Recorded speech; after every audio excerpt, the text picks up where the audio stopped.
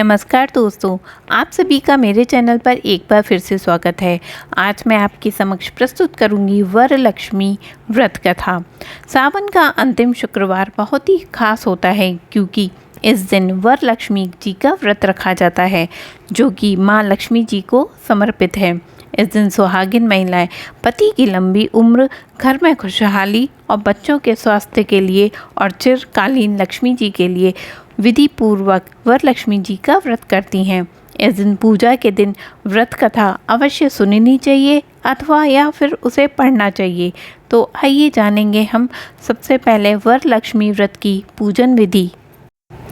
वरलक्ष्मी व्रत महिलाएं अपने घर की सुख समृद्धि के लिए करती हैं। इस व्रत को करने से माता महालक्ष्मी जी का वरलक्ष्मी स्वरूप प्रसन्न होता है और जातकों पर अपनी कृपा बरसाता है।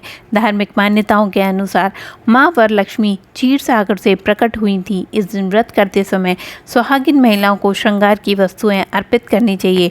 पूजा के लिए सबसे पहले चौकी लें, उस पर लाल रंग का कपड़ा बिछाएं, माता लक्ष्मी जी की तस्वीर या मूर्ति स्थापित करें, उन्हें कुमकुम, अक्षत, नारियल, पान का पत्ता, सुपारी, बताशा, धूप, दीप, इत्र, फल, फूल आदि अर्पित करें। घी का दीपक जलाएं, फिर कथा पढ़ें अथवा सुनें। तो वरलक्ष्मी व्रत कथा कुछ इस प्रकार है। पौराणिक कथा के समय चारुमती नाम की महिला हुआ करती थी जो माँ लक्ष्मी की बहुत ही बड़ी भक्त थी। वह हर शुक्रवार को माता लक्ष्मी जी की विधि पूर्वक पूजा करती थी। एक रात को सपने में स्वयं माता लक्ष्मी ने उसे वरलक्ष्मी व्रत के बारे में बताया था और इसे सपने के बाद से ही चारुमती इस व्रत को रखना प्रारंभ कर दिया था।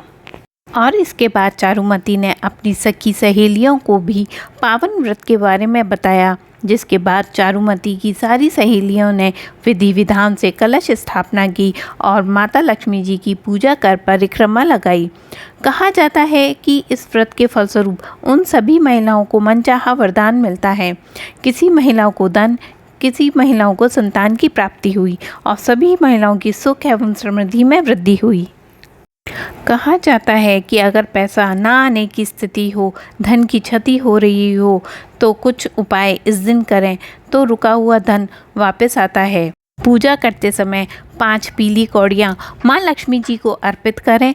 फिर पूजा के पश्चात इन कौड़ियों को पीले कपड़े में लपेटकर घर की तिजोरी में रख दें या फिर अपने अलमारी में रख सकते हैं। इस दिन शाम के समय घर के मुख्य द्वार पर घी का दीपक अवश्य जलाएं। यही वह जगह है जहां से मां लक्ष्मी जी घर में प्रवेश करती हैं। और इस तरह से वरलक्ष्मी जी की व्रत कथा और पूजा विधि यहां पर समाप्त होती है। आप सभी का दिन मंगलमय और शुभ हो। मां लक्ष्मी जी का आशीर्वाद आप पर बना रहे।